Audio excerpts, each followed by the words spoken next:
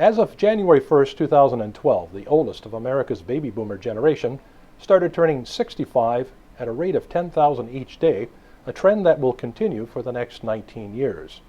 As if this demographic wasn't challenging enough, consider the fact that the aging business owners in the U.S. will have to sell or refinance their companies, over 12 million of them, in order to successfully retire.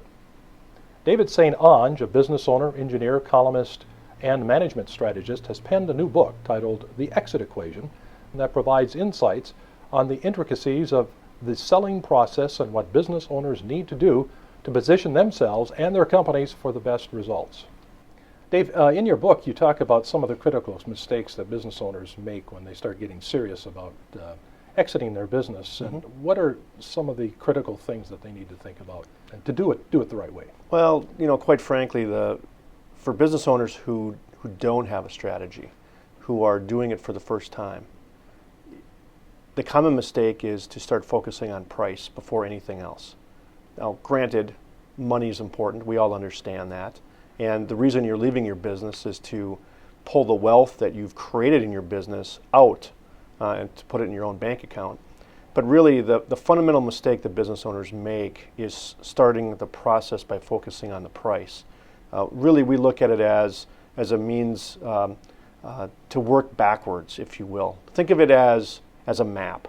You need to figure out three things to successfully exit your business. We want you to focus first and foremost on the end game, and that is, where do you want to be? What's the ultimate end to your entire process when you walk out the door for the last time? So if we define that, then we want to focus on, where are you today?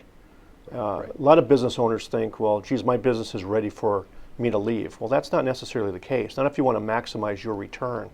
So when you decide how you're going to gauge success, the next thing we want to look at is, where are you starting from? What's the condition of your company today? And there may be some things, quite frankly, that need to be fixed. Once we know those two endpoints, the simple analogy is we want to connect the dots. And that's where the exit strategy then comes into play.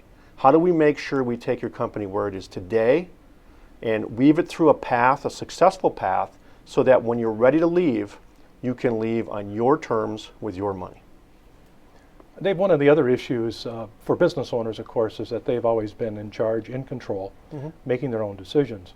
But you talk a little bit about succession depression and the issues that raises for business owners when they try to, turn over the reins of a business. Isn't that easy to do?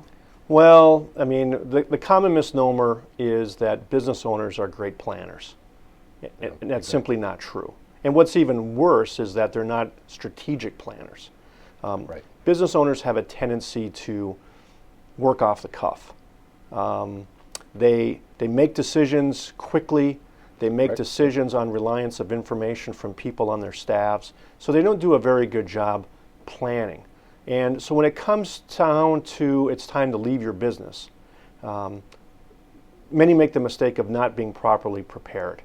And the notion of giving up your business and letting somebody else take over is completely contrary to what a business owner has done since the day they opened the doors for the very first time. And there is a succession depression, the concept that you're going to turn over to somebody else. And by focusing on what success will be at the end and kind of working the process backwards, we can alleviate many of those fears and many of those mistakes as we work toward a successful departure. Dave, you talked about working backwards from the result that the business owner wants to try to achieve in the succession planning and trying to find a way to exit the business. And you talked about planning, but how difficult is that for a business owner he's flying 24/7 just trying to get things done and make sure things are working out. And where do they find the time to actually sit down and try to do some of this type of planning you're talking about? Well, like anything else, if you are really intent on achieving escape velocity, and that is departing your company, then you have to make it a focal point of what you do each and every day. Yes, you have business to conduct, you have decisions to make, you have problems to solve. Those will never ever go away. business owners are often trapped in their businesses to some degree, and they have a hard time differentiating their personal life from their professional life at times.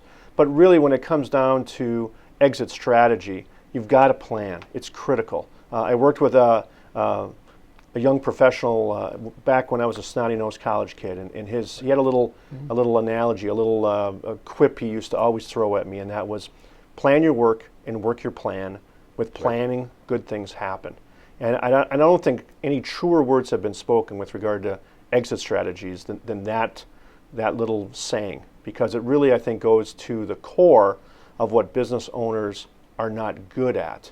And it is truly one of the secrets to exit your business the right way. Right. And I've, in the follow-up, Dave, and I've also heard kind of a corollary to that. It says that people don't plan to fail, but they fail to plan. And I think in essence, that's what you're saying here, is that without a plan and without a way to really structure that, it's gonna be not a very good result at the end of it. Or it may be a result that is going to be achieved, but may not be what the business owner wants to really see. Absolutely. I mean, when you really think of it, you only have one opportunity to negotiate your own exit from your business. Right. So it's critically important that you not mess it up. And in that regard, you need to sit down and understand what's important.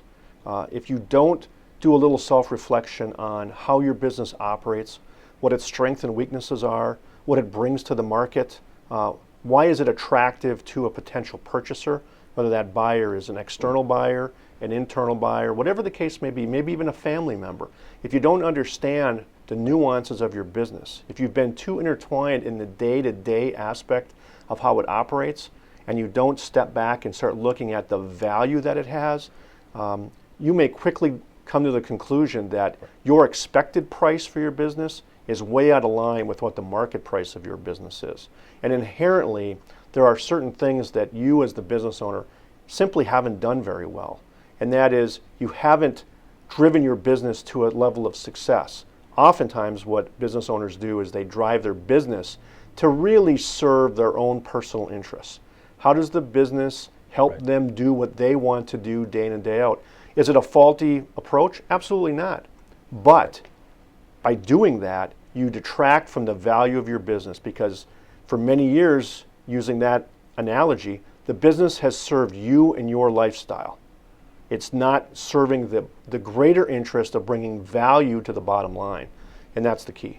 Dave, one of the issues here, and special issues that I've seen in the past, in my experience, has been the issue of a family business, and how's the patriarch, if you will, or matriarch, if it's a female-owned business, in a lot of cases it is, but how do they transition that, especially when they get family dynamics that are also involved, or they may want to transition it to one of their kids? It is probably one of the most difficult transition models out there in the marketplace, because you're not dealing with the simple valuation process, the laws of supply and demand. You have now interjected unique aspects, emotion, family ties, bloodlines, many, many issues that are intangible, you can't quantify, and it's difficult. There's an old saying that, Grandpa started the business and Dad grows the business, and the grandson throws it all away. There's a lot of truth to that at times. And the common mistake that business owners make, if they truly want to transition their business to a member of their family, is they take it for granted. And they don't do the necessary and appropriate due diligence that is necessitated by an external sale. You have to do the same level of work for an internal sale. You have to convince employees that it's in their best interest, that little junior is going to take over the company. Little junior has the experience and the expertise and the leadership skills to be able to lead the business going forward. These are all critical things, and if you don't plan the right way, your intentions are well aimed, the results will be horrible. You also talked, Dave, in the book about systems and about how that's so extremely important to efficient management of any type of a business. Could you just expand on that part of it just a little bit, in terms of how those systems in a business can help, especially on an exit strategy? Think of it this way. A prospective buyer of your business is buying your business. They're not buying you. And too many times, business owners have intertwined themselves into the daily operation of the business, often impeding necessary growth, the ability to make timely decisions and implement appropriate procedures and policies. The business owner holds back his own business. And that doesn't work to your advantage when you want to sell and get your wealth out of your business. So where systems come into play is systems work when the business owner is not in the building. And that's the key. A buyer, especially a premium buyer, doesn't want to buy you as the owner. They want to buy your business. And if your business is well-oiled, structured, right people in the right job for the right reason, decisions can be based on strategic information, and you can implement those decisions without waiting for the owner to get back from vacation. Now you're talking about the best opportunity to sell your profit, your business, if you will, for the profit you're looking for at the end. And that becomes the key. Earlier on, you talked a little bit about one of the key mistakes is for a business owner to really focus on the price that he can get for the business. Mm-hmm. You know, they all have their multiples and all the rest of it, and Sure. guidelines and bogeys that they look at to make that kind of a determination. But could you just explain a little bit more, Dave, what are some of the other factors here that you consider to be more important than just focusing on that price that they're going to get for the business? Well, at the end of the day, you have to have a willing buyer and a willing seller. Right. And often business owners overvalue their businesses. They focus on a value that in their eyes, in their heart, the business is worth that much. And let's, when you put it in perspective, it's a customary emotional response to a black and white question. What is your company worth? Right. And business owners make the mistake. They overvalue their business. If you take the same value that the business owner wants, approach the local banker down the street and ask him, based on your financials, can you finance or will you finance this deal? In many, many cases, the asking price is way too much. So you have one of two things to look at.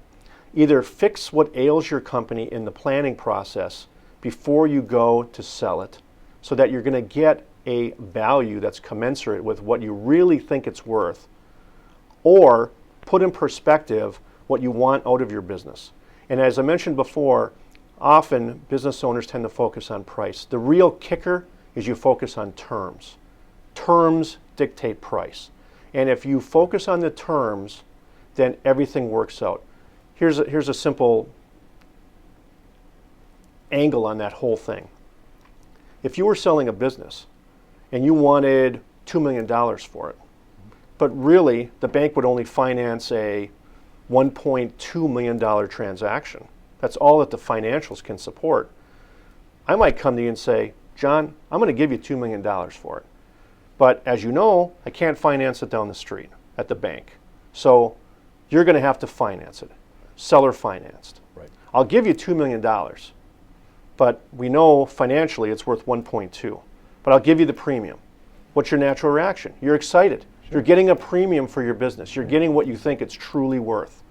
You're excited. You consummate the deal. Hallelujah. The reality of it is that I'm operating a business now that I'm paying $2 million for. It can't support a $2 million note. Right. So as I try and struggle to catch up and to make the business worth that $2 million transaction, you as the seller run the distinctive risk that I'm going to default. And if I default, guess who gets it back? You do. Makes no sense. Were you happy that you got a premium? Absolutely. Right. But in the end, there's an incredible amount of risk that you as the seller have to take on in those type of simple analogies. And it simply doesn't work. You really have to have a fair understanding as to what your business is worth. It has to be bankable, and Right. it has to be with terms that you as the business owner can accept, because that's the key. That's the notion of working it backwards. Understand what you want out of the deal before you negotiate the deal. It seems simplistic, Straightforward. but many business owners, especially those without an exit strategy, make that fatal mistake. Dave, in the book you talk a lot about the steps that lead up to the sale of the business. You talk about business reputation, company efficiencies, the quality of the staff, for example. And could you just explain a little bit more about what you talk about in the book, that in that whole area of the progression that has to happen here? Well, one of the big issues that business owners have to recognize is that often they are synonymous with their companies. Their company is them. They are their company.